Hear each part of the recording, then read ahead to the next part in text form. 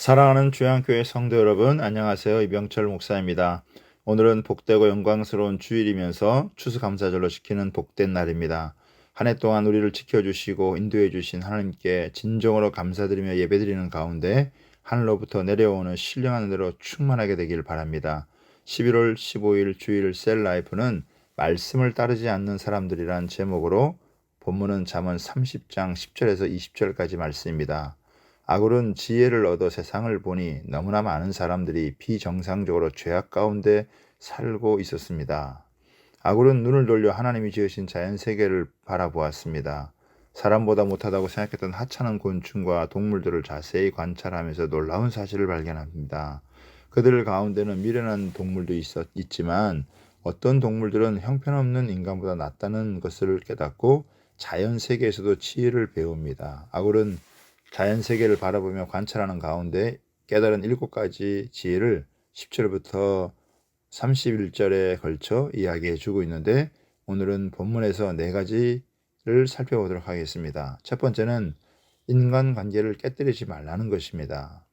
10절에서도 14절에 보면 너는 종을 그의 상전에게 비방하지 말라. 그가 너를 저주하겠고 너는 죄책을 당할까 두려우니라. 아비를 저주하며 어미를 축복하지 아니하는 무리가 있느니라. 스스로 깨끗한 자로 여기면서도 자기의 더러운 것을 씻지 아니하는 무리가 있느니라. 눈이 심히 높으며 눈꺼풀이 높이 들린 무리가 있느니라. 앞니는 장검 같고 어금니는 군도 같아서 가난한 자를 땅에서 삼키며 궁핍한 자를 사람 중에서 삼키는 무리가 있느니라고 했습니다. 여기서 말씀하고 있는 것은 남의 허물을 비난해서는 안 된다는 것입니다. 부모를 대적해서는 안 됩니다. 남보다 깨끗한 척해서는 안 됩니다. 거만하게 남을 낮게 보거나 무시해서는 안 됩니다. 힘으로 가난한 자의 소유를 취해서도 안 됩니다.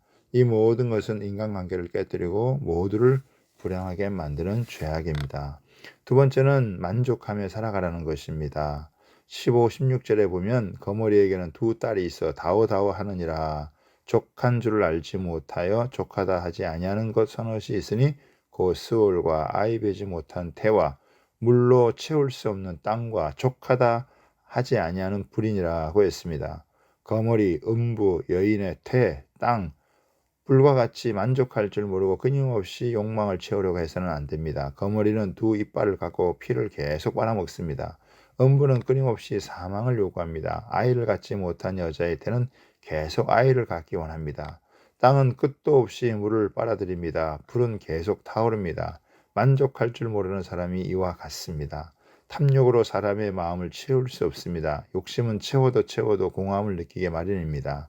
성도는 예수님 안에서 먹는 것과 입는 것이 있으면 족한 줄 알고 감사하며 살아야 합니다.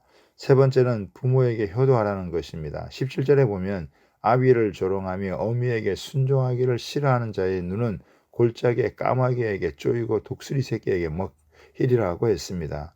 이것은 무섭고 끔찍한 경고입니다. 성경의 여러 곳에서 불효의 죄를 엄중히 다루고 있습니다. 그러나 부모를 공경하는 자에게는 약속된 축복이 있습니다. 자녀들아, 너희 부모를 주 안에서 순종하라. 이것이 옳으니라. 내 아버지와 어머니를 공경하라. 이것이 약속 있는 첫 계명이니 이는 내가 잘되고 땅에서 장수하리라고 했습니다. 네 번째로 음란하게 살지 말아야 합니다.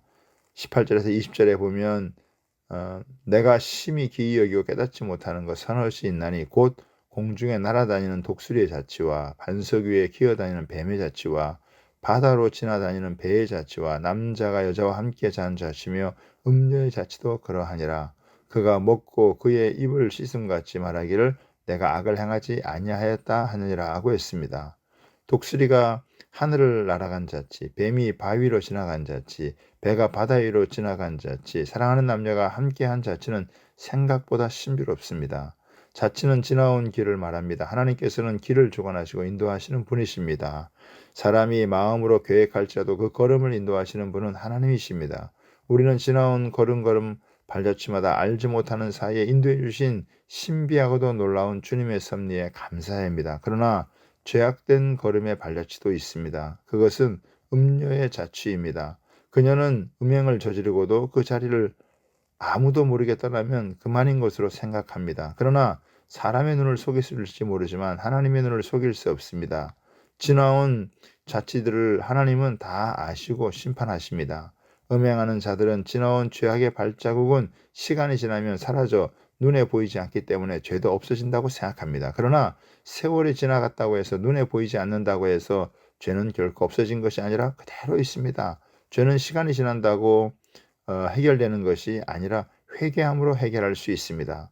과거에 지은 더러운 간음, 음행, 또 음란은 내가 잊는다고 해서 또 잊어버렸다고 해서 없어지는 것이 아닙니다. 하나님이 잊으셔야 또 기억하지 않으셔야 없어집니다. 하나님은 회개하는 자의 모든 죄는 기억하지 않으십니다. 깊은 바다에 빠뜨리시고 찾지 않으십니다. 오늘도 우리를 용서하시는 하나님 앞에 모든 죄악을 회개함으로 자유와 행복을 얻기 바랍니다.